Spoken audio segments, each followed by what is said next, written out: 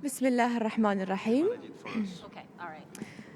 Dear guests, dear participants, ladies and gentlemen, a very good morning and welcome to day 2 of the ITU Digital Skills Forum. Now, yesterday we've discussed a lot of issues, we've shared knowledge and tackled some issues in the digital world. And today we're going to start with the Digital Skills for Jobs session. Please allow me to leave the floor to our moderator, Mr. Juan Ivan Martin Lataix, Skills Digitalization Specialist, International Labour Organization, to introduce our panelists. Good luck. Thank you very much. Good morning, everybody. Thank you for being here with us today in Bahrain. It's always a pleasure to be in this lovely country. This session is about the digital skills for jobs. I think it is a very important topic when we think about the fast pace in which technology is impacting the world. We heard already yesterday in a number of sessions the impact and the headache that this represent to a lot of governments, where they facing millions of people impacted and therefore needing to either upskill to capture the opportunity and use new technologies to continue doing their job, or reskilling so that to avoid displacement, so that they can find another living. From the ILO research perspective, especially focused on AI, we have found that most of the impacts will be in the global north, so more knowledge works, especially women on clerical jobs. We believe these are the jobs that are going to be more heavily impacted by this wave of AI. And therefore, again, governments need to think about what measures can be put in place today so that this can be absorbed, this impact.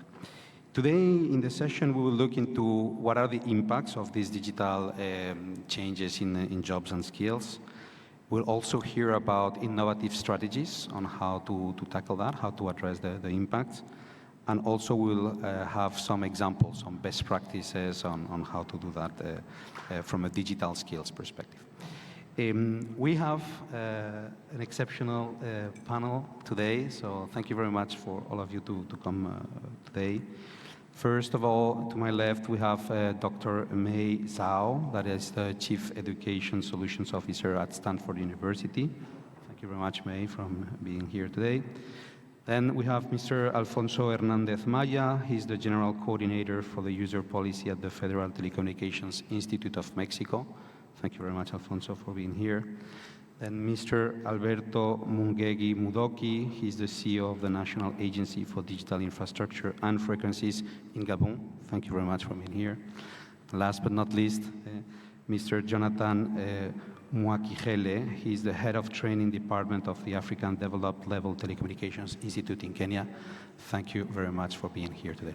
So as you can see, we have a panel composed by academia, training institutions, regulators, and I think it should give us a good 360 of this problematic. Without further ado, I will invite the first panelist to give her presentation. May, the floor is yours. Okay.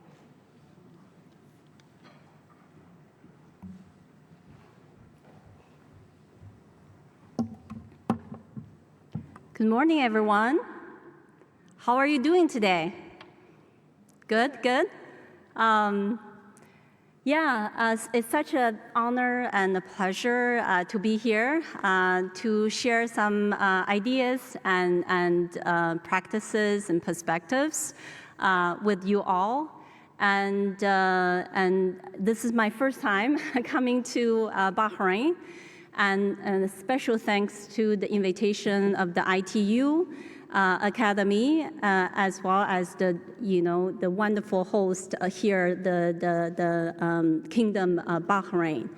I want to give just a big shout out to the ITU team. This is a very big production, and I especially like this bird logo. The AI bird, isn't that cool? So today, I want to share with you a little bit about digital skills for the future, mainly from an academic institution, academic perspective, also the perspectives from Silicon Valley. As you probably know, Stanford University is very much part of of the Silicon Valley. And in terms of, let me see how this, I'm sorry. Okay.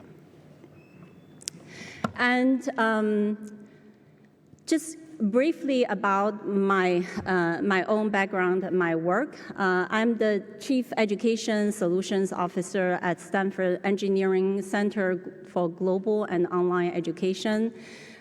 We are the professional education and executive education unit within the School of Engineering at Stanford University. And in my role, I work closely with organizations, with corporations, with government entities, with higher education institutions very closely to really discover what their capacity building needs, their talent development needs. And we design programs to address that needs and address their challenges. And our programs, our education programs, really are taught and led by the world-class faculty members from Stanford University. And we also, being as part of Stanford University, we're very, very practice-driven. So we often engage our industry experts from the Silicon Valley as well. And our programs really ranging from deep tech content, including, AI. You can't escape the word of AI nowadays. AI, cybersecurity, Internet of the Things, all the way to creativity, to innovation, entrepreneurship, and how we manage digital transformation, that change, really driven by the rapid development of digital technologies. So for today, I have very simple agenda. I want to answer three key questions. The questions are, you can see, what's AI's impact on jobs? And with the state of AI today, what we humans can do to manage the impact of AI and to really benefit from the goodness of AI and mitigate the risk of AI. And finally, this is really core to my heart in the work I do is what are the essential digital mindsets and skills for the future? So those three questions we're going to address today. Of course, I want to say, my perspective, I know there's a lot of different experiences or feelings or, about AI, how its impact to you and to your community. So I want to say, my perspectives here I share that really represent my own experience, obviously, in the broader environment of Silicon Valley. So I want to share a little bit background about Stanford University and the Silicon Valley. As you can see from this map is really a broader, it represents the Silicon Valley. To the left is the Pacific Ocean. The tides of the Pacific Ocean go through a very narrow strait, that's Golden Gate, and pouring into the land and forming a bay. So that's what we call the San Francisco Bay Area. As you can see at the tip of that kind of a yellow color, that's San Francisco. And the big S, that's where Stanford is located. And Stanford University it's often called the heart of Silicon Valley, and it's really well known for its technology discovery and its technology breakthrough and fueling the development and growth of a very dynamic innovation space we call Silicon Valley. And Stanford University, the graduates actually go out, our faculty, our students, and go out and form the many successful businesses, and including some household names. And here you probably can spot quite a few different companies. Look at the Apple is there to the bottom. Google is very close to Stanford, a little bit south of Stanford. You see Tesla, you see HP, you see Cisco. I know we have representatives from Cisco. You see the Airbnb. By the way, the map is a little bit dated. In fact, the OpenAI, who created ChatGPT, is in San Francisco, right over there. So as you can see, it's really a dynamic hub of innovation here. And to the right, you see the picture of Stanford University. Just give you a sense if you haven't visited, but do come to visit us at Stanford University. We have an amazing campus. It's a beautiful place. And I do want to point out at the bottom, you see this humble-looking little garage. This is the HP garage. Often it's called the birthplace of Silicon Valley. So in the two Stanford engineering alum, Bill Hewlett and David Packard, founded a company called HP, Hewlett and Packard company, in that particular garage. And this is very close to Stanford University. In the darkest hour of the Great Depression in the 1930s, and there are really not many companies around, and nobody's hiring. So the two of them get together in the family garage and created this company of HP. And hence, from there started the practice of entrepreneurship, the entrepreneurship culture. So you probably probably well know, and the garage, we have special feelings about garage because it really symbolize that innovation, the entrepreneurship, and the can-do spirit in spite of adversities and the lack of resources. So question number one, what's AI's impact on jobs? We see a lot of numbers, statistics there, and I want to share, according to a latest survey study just came out this year in 2024, that the global opinion about AI's impact is that people are much more aware about the potential impact of AI. And they're getting very nervous about it. So that's, according to the data of global data. And in the United States, in fact, right now in 2024, about 52% of Americans feel anxious and concerned about AI's impact than excited. They feel more worried about AI than those who are kind of, excited about. And that has a that's a dramatic increase from 2023 data, which 38% people worried about AI. So this is a thing in our psyche. We're really worried about AI. That's why we're here to discuss this very timely topic. And just to unpack a little bit about AI. So AI is a tool. AI is a tool, using a fancy word, AI is a technology. And the nature of a tool is it's not inherently good or bad. So it's just like an axe. You can use the axe to chop some wood and build a campfire and cook a delicious meal. That's a good use of the tool. But you can also use the axe to harm people. So let's focus on the attention not just on technology alone, but how we actually apply that particular technology. I do want to call that out. The second thing I want to mention here is jobs, our tasks are very different. In fact, many of our jobs is composed of many tasks. And for example, I love my job. There's just some amazing things. I get to talk to people from all over the world. I love it. And I see our learners grow and see our organizations succeed because of our work. However, there are certain parts of my job, certain tasks I do not like. I do not like the administrative work, compliance requirement, on and on.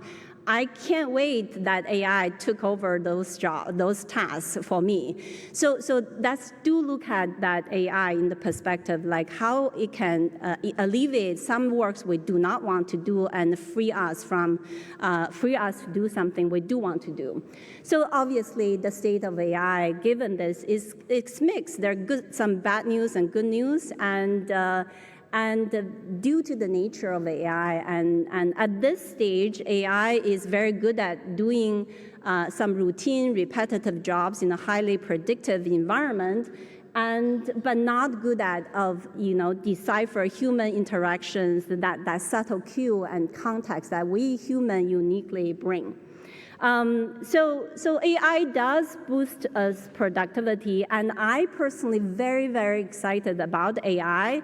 In healthcare, in education, we see AI has rapidly accelerated the scientific discovery and so on, and created new opportunities and new jobs. We replaced some jobs, but also created some new jobs. So that's let's think about the AI impact in a more nuanced, holistic way. And given this, what do we do as humans? I personally am an optimist, and I think we humans are not powerless. We have the agency at this critical junction of the moment to really shape the future of AI. I believe there is a brighter future that Team Human and Team AI work closely and intimately together to create a better world. And I want to give a shout out and share this information about our Stanford Institute for Human-Centered AI. And it was founded 5 years ago to guide and build the future of AI. I highly, highly encourage you to go to the website to check out. There's tons of resources, talks, policymakers, and healthcare providers. A lot of they create like AI report each year to see what's happening, what's the latest, how do we think about regulation, and so on. So go to the website and check out the rich resources here. And lastly, I know I'm a little bit over time here. Lastly, I just do want to mention that what are some of the key aspects for the skills, which is the key point of the talk. Definitely creativity, innovation, system thinking, and so on. And one thing to call out nowadays, we don't know 3 years, 5 years from now on what skills are, become outdated. It's hard to prepare, but so we have to go to the source, which is the creativity and innovation. So we encourage our students to become problem seekers, define the problem rather than passively just being called upon to solve a particular problem. And so that in the HP days, they call the pathfinders is really, really important a skill set. And again, I wouldn't go into the details, but individuals, organizations, higher educations, here are some ways we can do to prepare and develop that skills to build a better future. So with that, and happy to have some further discussion in the panel. Thank you. Thank you very much, May. Alfonso, please, over to you.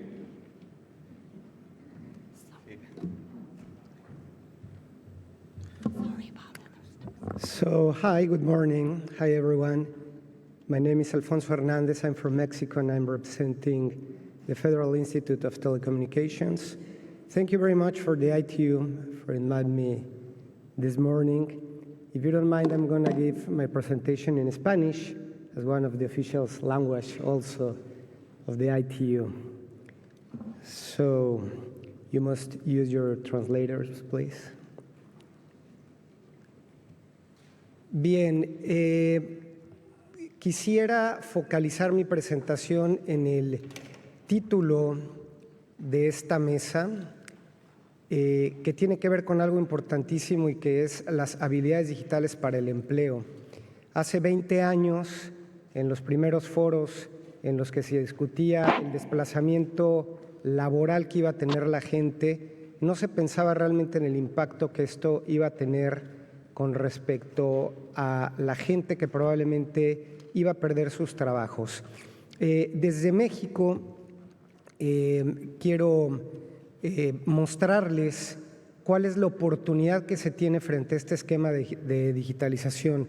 Como ustedes saben, México comparte una frontera muy grande con Estados Unidos, uno de los países que está demandando mayores capacidades digitales, mayores capacidades tecnológicas. Hoy en día existe entre México y Estados Unidos un fenómeno que se denomina nearshoring. Y básicamente el nearshoring a lo que hace referencia es a esa posibilidad de generar producción en un esquema geográfico más próximo sin tener que desplazar los esquemas de producción hacia otros países. Este mismo esquema de nearshoring puede ser perfectamente replicado por cualquier país que tenga una frontera común con otros países que requieran grandes cantidades de producción. Por supuesto que si esto lo cruzamos con un tema de digitalización, si ese país fronterizo no cuenta con las suficientes habilidades, con la suficiente preparación de recursos humanos, pues buscará otro país próximo, otro país vecino. El tema de asequibilidad de recursos y de mano de obra está estrechamente relacionado con los costos de producción. Esto quiere decir que si un país inversionista no encuentra la posibilidad de generar una producción en el país próximo fronterizo, forzosamente tendrá que recurrir a otro país. De ahí la importancia de que cada uno de los países puedan realmente tener fuentes de preparación digital, fuente de capacitadores, de habilitadores digitales para todo su esquema de producción. Un poco lo que esta gráfica representa, pues son datos generales de lo que tenemos en México identificado, de cuál sería de alguna manera el desplazamiento del cual les hablaba, cuál es la posibilidad de generación de empleos a través de la automatización. Pero obviamente estos números pues aumentan de manera considerable. Aquí únicamente estamos hablando, por ejemplo, de cuestiones que están relacionadas con inteligencia artificial y con automatización de ciertos procesos que están relacionados con la industria de la computación. Si esto lo extendemos y lo trasladamos a otros mercados, como pudiera ser, por ejemplo, el tema de fabricación de automóviles, el tema de fabricación de equipos de construcción pesada y todo aquello que requiere, por ejemplo, nuestro país vecino, Estados Unidos, pues obviamente esto es exponencial y la cantidad de recursos humanos que se van a requerir son mayores y son muy importantes. En México, al igual que muchos de los países de la región de las Américas, existe todavía una brecha muy importante en términos de conectividad, lo que representan comunidades rurales, comunidades urbanas. Este proceso de digitalización y del tratar de impulsar la productividad a través de medios digitales no puede perder de vista los núcleos poblacionales que pueden estar desprovistos todavía hoy en día de tecnologías de la información. De ahí la importancia de que en paralelo y de manera transversal estén corriendo los procesos tanto de automatización de producción como de despliegue de infraestructura y por supuesto también de habilitadores digitales en cada uno de nuestros países. ¿Cuáles son algunos de los sectores más importantes? Ya les decía yo, el sector de la manufactura, el sector de servicios financieros. No hay ningún país hoy en día que no esté vinculado al tema de fintech. Esto requiere de recursos humanos, no únicamente tratar de proveer los servicios a través de call centers de otros países, sino generar los propios capacitadores a nivel doméstico, a nivel local. Muchos de los países que están aquí representados saben que generan servicios financieros, no de sus países, sino de otros países, pero eso se puede replicar sin duda alguna por otras economías. El sector salud, ya hablaba May de alguna manera también de este tema, sector de comunicaciones y transportes, agricultura y el sector educativo. ¿Cuáles son algunos de los retos y de las oportunidades? Ya lo decía yo, el tema del desplazamiento de los empleos que hoy en día se tienen en los países, la falta de infraestructura sigue siendo uno de los problemas fundamentales. No podemos hablar de productividad y de esquemas digitalizados y de generación de empleos si siguen existiendo deficiencias en términos de infraestructura. Y bueno, algunos otros que ya también he venido mencionando. Factores fundamentales. Déjenme decirles que hay algo importante en tratándose del desplazamiento laboral de las personas, y esto Juan también lo conoce muy bien a través de la organización que representa. Hoy en día existe algo que se denomina la recualificación de empleos, y esta recualificación lo que implica es que aquellas personas que eventualmente se vayan a ver desplazadas de sus trabajos porque van a ser automatizados, lo que cada país necesita realizar es recualificar a esas personas. Y esta recualificación no es únicamente para que las mismas se capaciten en temas digitales, sino que para las habilidades que ya sepan puedan generar otro tipo de trabajos, no necesariamente digitales. Entonces, en esto los gobiernos tienen una gran responsabilidad.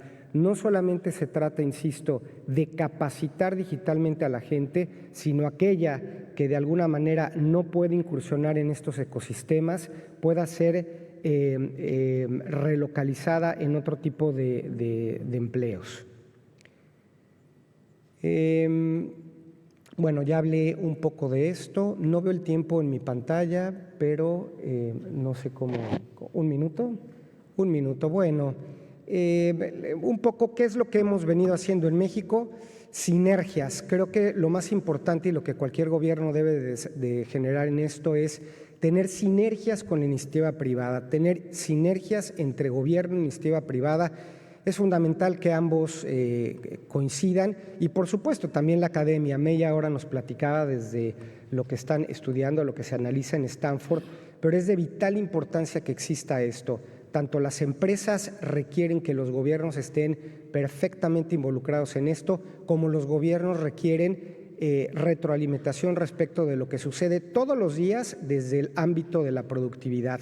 Lo que pretendemos en el caso de México es llevar este esquema del nearshoring como un esquema de éxito, en donde justamente un país vecino, que es uno de los mayores productores de tecnología de la información en el mundo, me refiero a Estados Unidos, pueda justamente aprovechar esta cercanía geográfica con nuestro país y pueda ser un ejemplo en el mediano y largo plazo, justamente para demostrar cómo generando habilidades digitales para la gente, cómo capacitando, cómo recualificando, se pueden generar sinergias de éxito sin que se ponga en riesgo justamente la estabilidad laboral para nuestros ciudadanos. Les agradezco mucho su tiempo. Muy buenos días.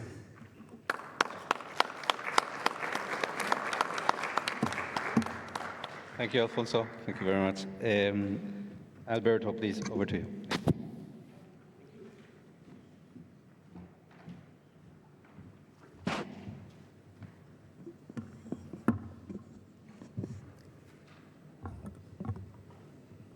Good morning. I'm Alberto Mungengi. I'm Director General of National Agency for Digital Infrastructure, Radio Frequency, and Cybersecurity from Gabon. Today, I'm going to spend some time sharing about our experience at the agency. That agency is a government agency. My focus today will be on the value we are bringing to the marketplace through technology, but more importantly, to the skill set.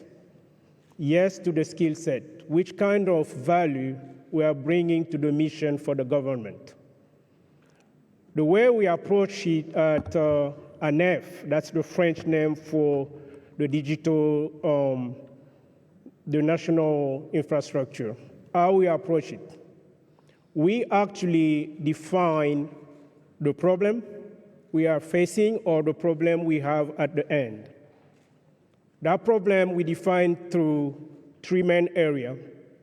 We focus on job cards, We focus on acquiring the new skill set, but also we focus on defining the profession. With a new skill set comes new profession. But we are not just limiting to that problem. We are also trying to find the solution. But before finding the solution, we actually come to the crossroad where we do have challenges on one side, but also opening up the window of opportunities on the other side. Which kind of challenges we're facing at the agency when it comes to the skill set? The first one is resistance to change. Yes, resistance to change. We do have agents, employees that they have been doing the same thing over and over. Some of the skill set or tools they are using, they are today end of life, end of sales. But taking them to learn a new skill set, we are actually facing a lot of resistance. I don't know about you, but I'm sure somebody in this room might say yes, they are also facing the same challenge. But also another challenge we're facing is the shortage of skills. We do have a pool of employees, but can we have the right skill set that will bring us value to take to the marketplace? Is a challenge we're facing. And the third is always, we talked about it yesterday and today at the beginning of this session, we also talk about the digital divide. Yes, there is a gap. There is a gap with our agency when it comes to skill set. Gap may be generational, but also may be gender. But the good news is that we do have window of opportunity. And we are fully sizing that window of opportunity at the agency. Here, our approach with that window of opportunity. We focus on upskilling what we already have as skill set. We upskilling our employees, our agents, to give them tools where they will be able to face today's challenges, not with yesterday's tools, but with today's tools. But also, we actually, in that window of opportunity, we reskill. Yes, we reskill our employees. But also, we develop programs we call mentorship.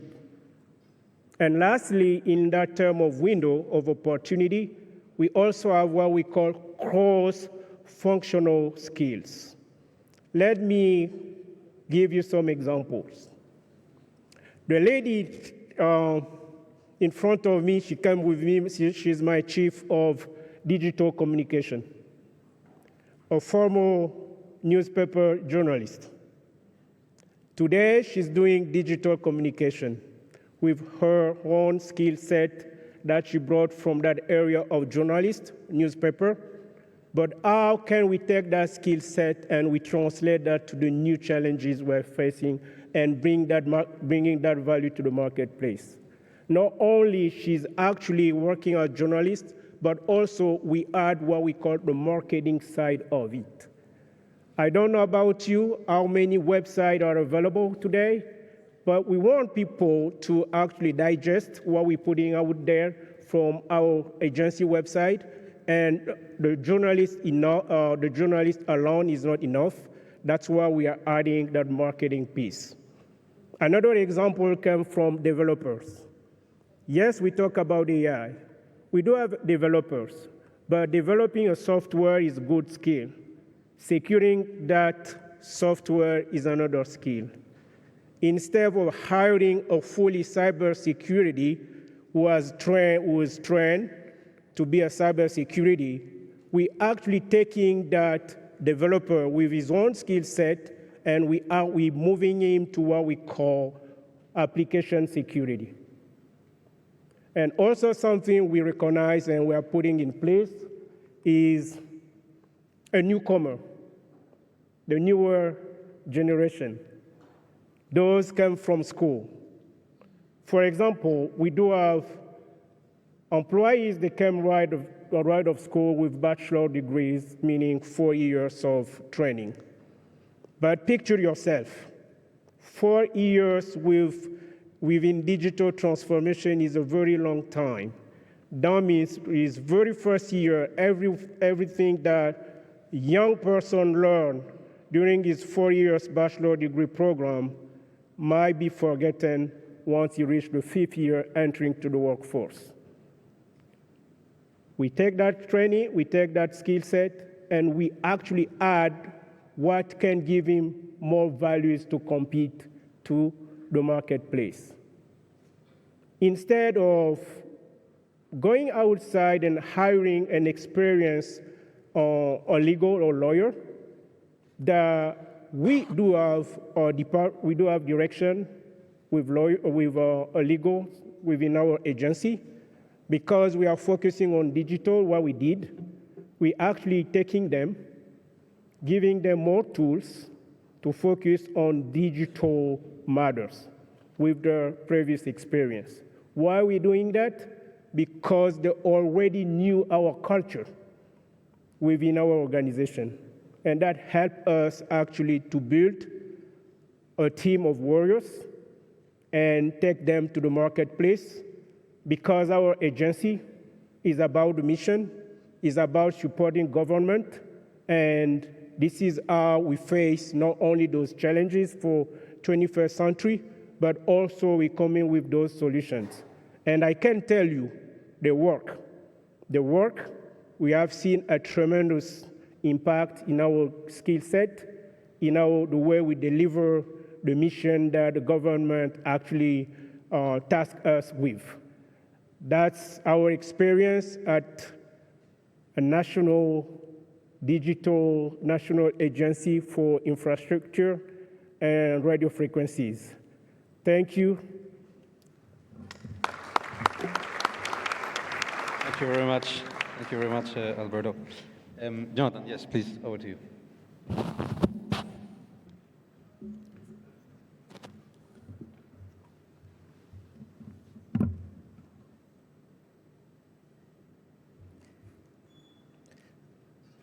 Good morning. I'm Jonathan Peter Mwakijere. I'm from AFRATI, that's African Advanced Level Telecommunication Institute, with headquarters in Kenya, and I'm heading the Department of Training. I've been in this field in the last 28 years. I'll be talking about digital skills for jobs. Yeah, so first is talking about how the digital skills are reshaping both formal and informal jobs and market in Africa. My presentation almost to be like a summary of what my colleagues have presented. Being the last speaker, that's what happens. So we're talking about the mobile money service, which is the largest fintech platform in Africa. We have about 8 to 9 countries using the mobile money in the continent of Africa. So they have created quite a number of jobs. Then talking about digital revolution, which has changed how we farm and manage our crops and livestock with the new technologies like GPS, drones, robots, sensors, and artificial intelligence playing a major role in this process. Then we see issues of creation of new roles. We have seen some new roles like data scientists, artificial specialists, cybersecurity experts, and digital marketing professionals. Those are some of the new roles. We have seen also remote work and gig economy, digital platform enable remote work. Of course, many years ago, people could not work from home, but we are seeing people able to work from home. And of course, we are used to permanent jobs, but currently most of the jobs are on contract. Short term, you can work from wherever you are. Then some of the key trends we are seeing: increased demand for digital skills, the need for skills in cloud computing, artificial intelligence, machine learning. So those are some of the trends that we are seeing.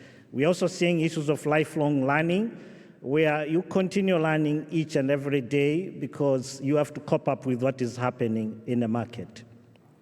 Otherwise, you'll be left jobless. You can be able to cope up with what is happening in the market. We also have soft skills in focus, alongside with the technical skills. Soft skills like critical thinking, problem solving. The world has changed, so we need that. Now, some of the challenges we've seen, there's often a mismatch between the skills that employee currently possess and what is needed in the digital transformation in workplace.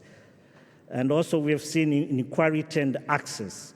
Workers in the low skills jobs, it's a challenge because we have got some people who are unable even to use computers. So that is a very big challenge.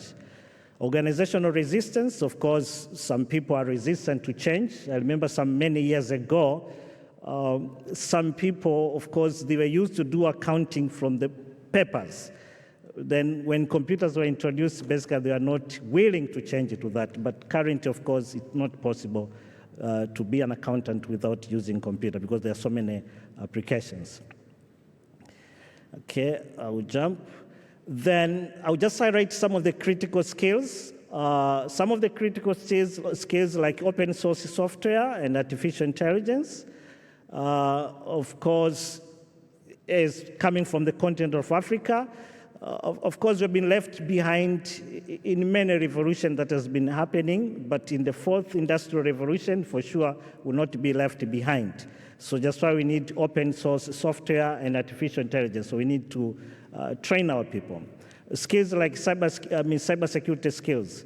So we need that because we are all connected. So obviously, at the end of the day, most of the government services are available online. So at the end of the day, we need to see how to secure most of these platforms. So those are some of the skills that are needed. Talking about digital analytical skills, of course, we need that skills to be able to analyze different data. We've got quite a lot, huge data, so we need to analyze and to see how they can be useful. Then another critical skills on spectrum management. Of course, we use mobile, we use TV, all this need radio frequencies. So at the end of the day, we need expert on spectrum management, network and digital infrastructure skills. As a FRATI, we work closely with ITU to do spectrum management program. We've done quite a lot. For the last 3 to 4 years, we've trained more than 400 people in the continent of Africa. Then main barrier in the digital skills development, of course, we have an equal access to education. Not all people have got access to education. So that is a challenge. Then in terms of infrastructure, that is also another challenge. And issues of course, an equal access to education, you can address it by implementing like distance learning. I've seen somebody from Open University of Tanzania, of course, they do quite a lot of distance learning. And of course, we need also to train our teachers. We need to train our teachers, especially on these digital skills. Then another barrier is lack of access to technology. So how do we address that? Subsidize technology, expand internet infrastructure using universal service funds. I'm happy we've got quite a number of regulators in this room. Then also leverage the mobile technologies, promote use of mobile phones for accessing education and resources online. Of course, in the continent of Africa, I would say the penetration of mobile is huge, unlike other ICT. So some of the infrastructure challenges, of course, we need to improve power infrastructure. It's a serious challenge in most of our countries. Enhance internet connectivity. Then when it comes to digital divide, how do we address the digital divide? Promote digital inclusion. Then create digital literacy centers. And also foster partnership, collaboration. Okay, I think here it will be more about case studies, some of the successful stories. As I said, I'm from Afrati, which is based in Nairobi.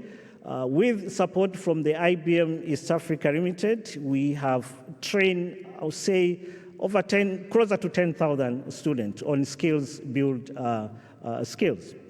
Then, working together with the Norwegian Refugee Council, we have trained closer to 200 young refugees on digital skills for online freelancing engagement in the digital space.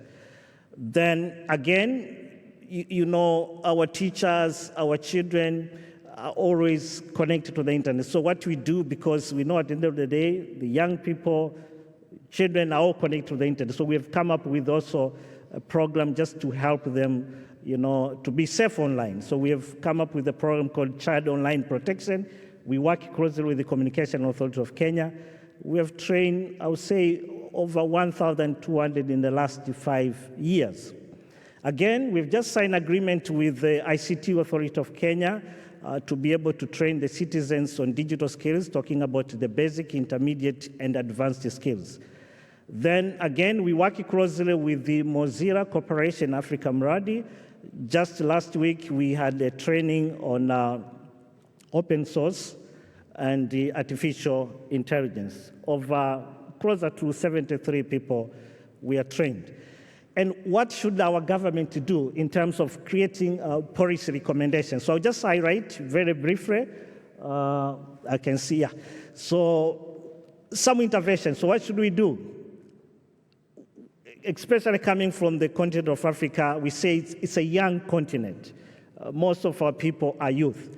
So we have to see how to equip the young people. So equipping future leaders for the digital age. So you're talking about integrating digital skills into education, promoting STEM and the digital literacy initiative, then youth-focused entrepreneurship programs. I think we need to do that.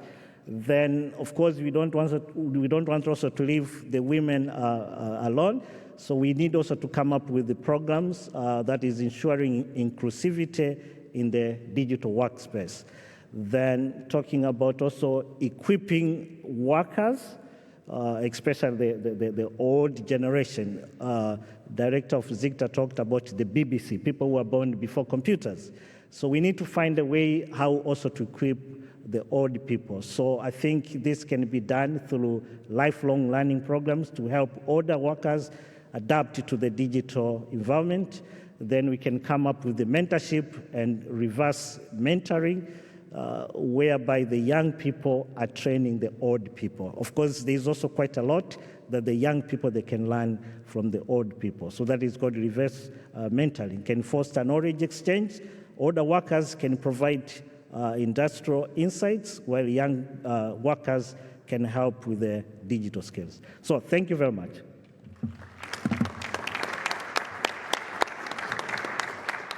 Thank you very much. So you've seen 4 very different approaches, different viewpoints. So we have started with Stanford University, looking more at the higher level education. You've seen that there is a high demand on AI, cybersecurity, Internet of Things, so on and so forth. And this is an approach where the best of the best in the world are lucky enough to get to Stanford University. And as you've seen, they are surrounded by all these high-tech companies, right? So this is where talent is, from the very top of the pyramid, if I may say. Then we've seen the case of Mexico. You know, it's the more the regulator view on how to address the digital divide, how to address the fear of the population of losing jobs, the competition from other neighboring countries, the challenge with the younger population, with the elder population, with women, with minorities, and the different strategies to address that. Then in the case of Gabon, we also see the situation that is slightly different, but also how, from a regulator standpoint, they are trying to address it with different strategies, with this mentorship, as, for example, that are very interesting approach, but also how to address the infrastructure issue for the population to have access to the basic internet, and then also how to look into using the skills, digital skills, and the good example of the previous journalist example that we have in the room. Last but not least, we have the views more of instructional partner, right, of a training institution on how in Kenya the different issues and how they have been trying to tackle these from different viewpoints. Again, they're advocating for the usage of long life learning, among others. So in a nutshell, what we've seen is there is different ways to try to tackle this. And I would say it's a combination of both regulatory decisions, the right regulatory decisions that might be very specific for your regional realities, and those will accompany, yes, long life learning, the digital divide, closing, and of course addressing minorities and other issues. So definitely I can see commonality there, but then also there is the need of investment and collaboration, that also we have heard from many of the speakers, where this is a very heavy in investment problem to solve, both for the infrastructure but also for providing the skills that the population are needed. Right, so I think in a nutshell, this is what we have presented to you. We are now opening the floor for questions. If I may please ask you to raise your hand with your name tag so that it's easier for us to see you from here. Thank you. Yes, we have the first question, a lady in the back, please. Hi, good morning. I'm from DCO. The question is for Dr. Zhao. You spoke about creating a learning organization and you spoke about systems thinking. Is there any other element of the Peter Senge model that we should focus on? Thanks. Thank you. We're going to take a few questions and then we will address them. Yes, please. The lady in the back.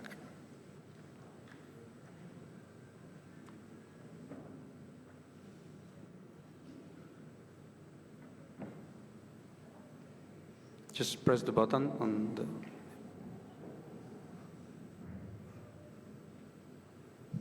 No, please. Maybe try to use another microphone.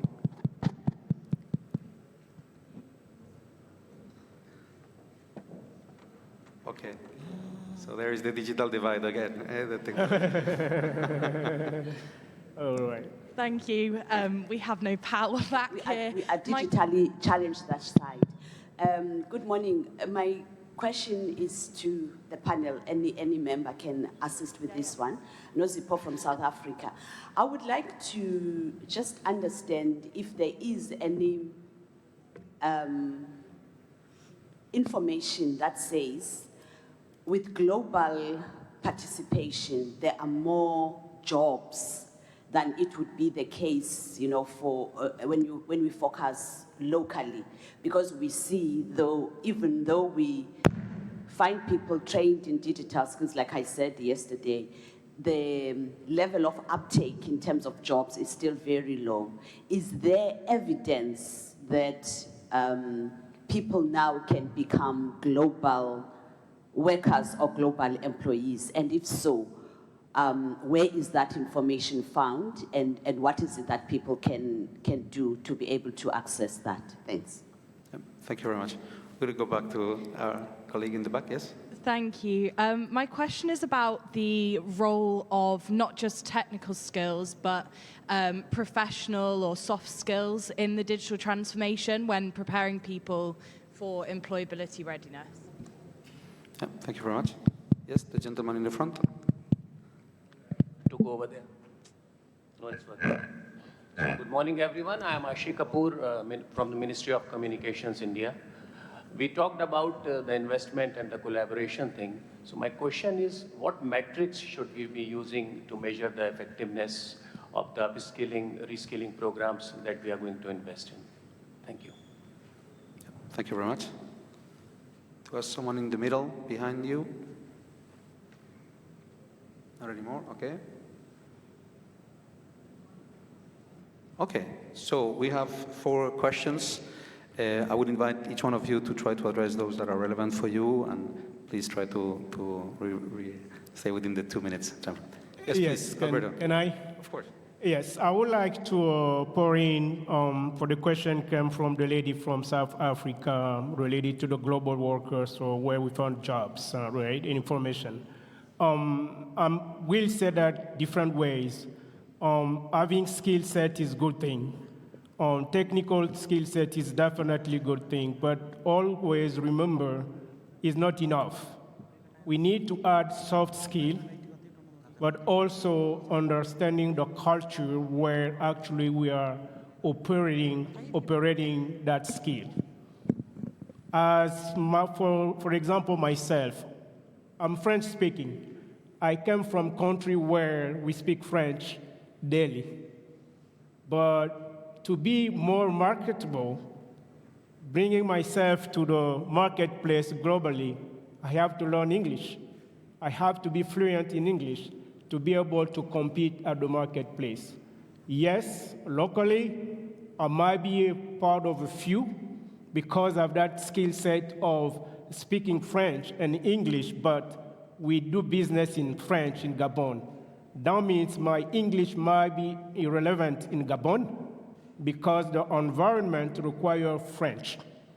But at the global stage, my soft skill with English definitely helped me. I will say mix of hard skill and soft skill will definitely open up doors to the global marketplace. But more importantly, it's not about skill.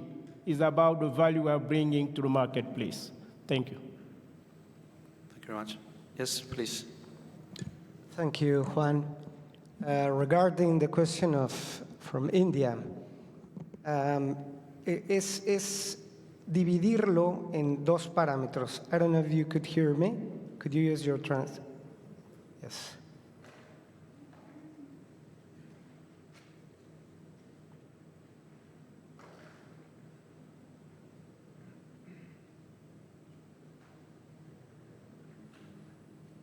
Just a second, please. Thank you. Can you hear me? Okay. Hay que dividir las métricas en dos variantes, las variantes económicas y las no económicas. Por ejemplo, en el caso de México, lo que estamos haciendo es identificar cuál es la inversión que se está generando, visto desde el nearshoring, por ejemplo, cuántos convenios se han suscrito con empresas y cuáles son los nuevos empleos que se están generando a partir del dividendo digital. Esto es diferente a los empleos que anteriormente se tenían por otros sectores productivos. Entonces, lo que se hace en el caso de México es dar un seguimiento puntual a los convenios que se tienen suscritos con empresas de Estados Unidos, con empresas nacionales, y de alguna manera se va dando seguimiento a cuál es la inversión que se está generando, la inversión extranjera directa que se está generando y cuáles son las nuevas fuentes de empleo. A la par de esto, y es algo que de manera transversal se está monitoreando permanentemente, es cuál es el desarrollo de habilidades digitales que se están desarrollando. Esto es importantísimo, porque puede ser un sector productivo que no esté impactado directamente por el ecosistema digital, pero tenemos que estar midiendo cuál es la generación de conocimiento que se está dando a través del tiempo y a través de estos convenios. Entonces, son tres formas por las cuales se está midiendo esto, y pongo un ejemplo muy concreto a través de lo que es el nearshoring, vuelvo a repetir, con la frontera común en Estados Unidos, pero básicamente hay métricas en esos dos sentidos, económicas, no económicas, y se monitorean permanentemente. Thank you very much, Alfonso. May you like to address some of the questions? Certainly. Thank you for the questions. Where do I start?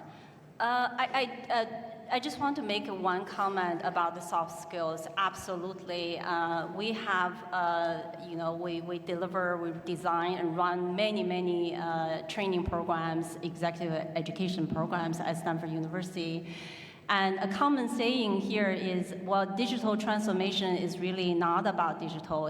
It's about human organization, soft skills. You're able to collaborate within your organization with outside the organization to really understand why you pick certain technology, why you do your pick certain strategy, and move forward. So it's essential. It's soft skill is nothing soft about it. It's really, really essential skills for the digital skill. And I think it's kind of one of the message I want to bring to here, to this forum, that's, yes, we need to think about technical skills and so on, and those are important, but just do not lose the sight of, what makes us unique human. We cannot compete with AI on what AI does really good, but we can certainly compete on what's uniquely human.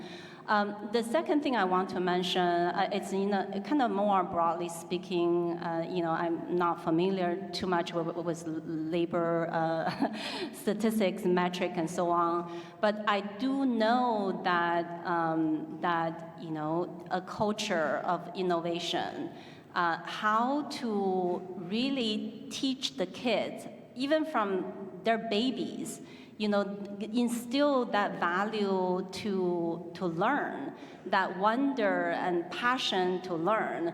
That is so important. And essentially, innovation, that it's a numbers game. We need a lot of people participating and a lot more good ideas and good path, and will emerge. And I think we're actually all very fortunate that we're living in the current era. I would say, some of my fellow panelists mentioned the cost of reskilling. I would say we're really at the golden age of education. There's so many great education materials online, free. And I'm an avid learner from YouTube. I just learned so much from YouTube. Even though I have the Stanford University right at my tips, I can learn. But the really how to the motivation and the drive to learn is very rare. And for all the leaders here, how to instill our future generations that passion to learn. That is very, very important, I think, in this conversation of digital skills for future. Absolutely. Thank you, May. Jonathan, please. Yeah, so thank you very much. Mine is just intervention on, I think there was a question from South Africa with regard to issue of global participation. Yeah, basically I would say quite a lot is happening as far as remote working is concerned. So you can have people in South Africa, but supporting companies maybe in the USA or in Europe. So this is happening. It's happening from our continent of Africa. Quite a number of our young people are supporting different companies abroad.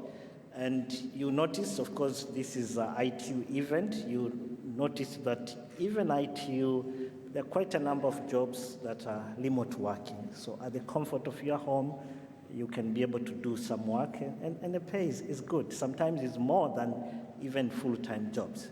So I would encourage us to be a global citizen.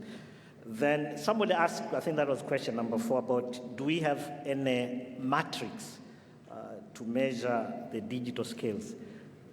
I would say maybe we may not have, but truly speaking, we have seen in the continent of Africa, countries like Kenya, South Africa, and Nigeria, quite a lot it's happening. Most of the young people involved in tech hubs, instead of looking for jobs, they are able to create their own jobs. And we know for sure we don't have big industries where we can absorb all these young people, but they are able to do something. And I think those 3 countries I've mentioned, they're doing quite well. Thank you.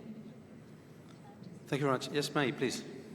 Yeah, I just want to add one thing. I think the digital skills are, in a way, is like swimming. We have to jump into the water to achieve and to learn those skills. And I think, from our work, we really recognize the importance for both organizations, training centers, the government, academic institutions, how to really embrace that experiential learning and action-driven learning so that the students, our learners, have opportunity to practice, make mistakes, and that's part of the learning. But learning by doing is really, really important, not just like kind of, rote, remembering and so on. So I do want to highlight that aspect in our job skill training going forward, that experiential learning, doing aspect. Thank you very much. So we're getting close to the end, so I will ask each one of the panelists if you could just share with us in 3 words, what do you think is the most important messages that our audience should take away today? Maybe we can start from the back, yeah? Yeah, so thank you very much. Mine is issue of partnership, collaboration in the digital skills. I've seen, of course, there are different cases in Kenya where we have worked closely with the IBM. They have supported us. We've trained almost over 10,000 young people. We have equipped them into digital skills. And Norwegian Refugee Council, we've also worked with them, impacted over closer to 100 people. So I think for me, it's about collaboration, especially some of the big tech, We have also worked closely with the Mozilla, in digital skills. So I think for me, the emphasis is, our government they may not have resources, but working closely with the tech companies who may be able to achieve that. Thank you very much. Thank you, Jonathan. Yes, so for me, in 3 words, I will say 3 things. Number 1 is understanding your value, which value you are bringing to the marketplace. Number 2, developing and sustaining your soft skill. Can you compete against AI? Maybe technically not, but on soft skill, yes. And number 3, understanding the culture or the environment where you are actually operating that skill set. Thank you. Thank you very much. Thank you, Juan, for the question. Número 1, medición. Es indispensable que cada uno de nuestros países realmente se dé a la tarea de medir el impacto que esto está generando. Cuando estamos en estos foros se habla de manera general, pero lo que tenemos que hacer en lo local es medir. O sea, tenemos que realmente identificar cuál está siendo el impacto desde el punto de vista laboral, cuántas personas realmente están requiriendo capacitación desde el punto de vista digital, cuántos empleos van a tener que ser relocalizados, esto es fundamental, y si no se tiene un esquema de medición en cada uno de los países va a ser muy difícil poder tener un diagnóstico real y concreto. El segundo punto tiene que ver con lo que ya comentaban y que es la colaboración. No puede implementarse un esquema de esta magnitud si no se tiene la participación del sector privado, del sector gubernamental y del sector educativo. Es bien importante, como hoy en día nos está acompañando un representante del sector educativo, es fundamental tener este tercer pilar, porque son ellos justamente los que tienen el mayor conocimiento respecto del tipo de aprendizaje que se debe de tener y cuál es la mejor forma de generarlo. Y lo tercero, también ya se hablaba y lo teníamos acá en una de las preguntas, pues es justamente no perder de vista este elemento de soft skills. Esto es básico, estamos muy enfocados siempre al tema técnico. Ahora se daban algunos ejemplos importantes de cómo se tiene que fomentar también el tema de soft skills y no solamente tiene que ver con el hecho de aprender ciertos idiomas o no, tiene que ver también con un comportamiento transcultural. Al ser nosotros hoy en día, pues de alguna manera ciudadanos globales, tenemos que entender que las organizaciones tienen diferentes formas de comportamiento. Entonces, parte de los soft skills tiene que ver con ese conocimiento transcultural que es fundamental para la productividad y para el crecimiento económico de cualquier país. Gracias. Gracias. May, over to you. Okay, 3 things. Learn, do, and create. Learn is embark on the lifelong learning right now, starting today. And do is jump into the ocean and swim. Get your hand dirty, get your feet wet. Just do it. And creating is what makes us human and is what we have been doing all along in human society. And yeah, that's how we create the future. Thank you very much, May. So very inspiring 3 last words. Well, thank you very much. We'll certainly be analyzing these. Just to wrap up the session, so I think we've heard technology is not enough. We need the skills, the human element. We're hearing all these human complexities that need to be managed. We're hearing about the soft skills, how important they are, and how we can even compete with technology with that. We don't have much time, but I will tell you, we had discussions about if in the future the barman will be an AI, would you get the same value? And I say, well, wouldn't it be the same? So you're not actually paying for the drink, you're paying for the experience, right? But we can continue that later. The other thing is, there is something even worse than being unemployed, is being unemployable. And I think this is very important. And I think when we all have a responsibility in our countries and with our regulators to make sure that this doesn't happen. And we need to take action today so that this is happening in the future. And my last message would be, often like we hear, dystopian futures will be just replaced by machines, etc.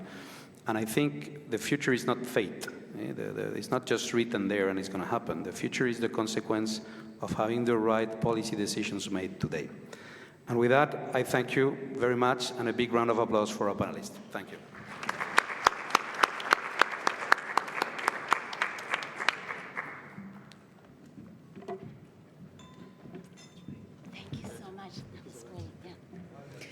Thank you very much, our dear panelists and moderator, for this very interesting session. Now, ladies and gentlemen, after the coffee break at 11:15, our session will give the voice to industry representatives to discuss the core skills required to foster digital transformation and much more than that. We will have a coffee break now where you can visit the ITU booth to meet representatives of the ATC from India and UNU Merit, as well as the DTC in Morocco and Indosat. Ladies and gentlemen, and if you haven't signed up for the giveaway yet, this is your opportunity to do so. So let's all have a quick coffee break and come back here at 11:15.